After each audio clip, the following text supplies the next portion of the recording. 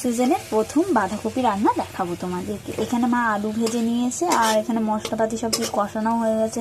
লঙ্কা গুঁড়ো, হলুদ গুঁড়ো, টমেটো বাটা লাল লাল করে ভেজে নেবে। তারপর আলু ভাজা হয়ে গেলে সামান্য একটু জল দিয়ে দেবে। লঙ্কা গুঁড়ো, হলুদ গুঁড়ো, টমেটো বাটা দিয়ে ভালো করে কিন্তু কষতে হবে।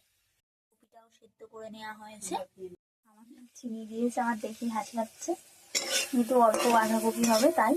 এবার বাঁধাকপিগুলোকে দিয়ে দিল। বাঁধাকপি দিয়ে দিচ্ছে। মা কিন্তু অল্প অল্প করে বাঁধাকপি দিচ্ছে, জল নিগড়ে নিগড়ে। কেন এমনিতেই অক্সিজেনের বাঁধাকপি একটা গন্ধ তো থাকেই বাঁধাকপি, তার উপর আবার অক্সিজেনে। তারপর এটাকে আমি ভালো করে নাড়ছি, যেহেতু মা বাঁধাকপিটাকে দিচ্ছে।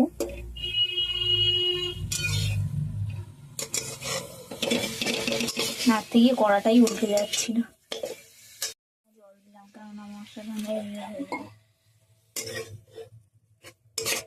রেখেছিল জলটা দিয়ে, কারণ আমি মশলাটা কষিয়েছি কিন্তু বাঁধাকপির গন্ধ থাকতে। এবার গরম মশলা দিয়ে দিচ্ছি।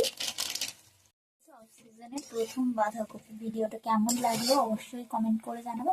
আমার চ্যানেলটাকে সাবস্ক্রাইব করে দেবো। তোমরা আমার ভিডিও দেখছো বাট চ্যানেলটাকে সাবস্ক্রাইব করছো না, প্লিজ সাবস্ক্রাইব করবে। দেখা হবে নেক্সট ভিডিওতে। টাটা।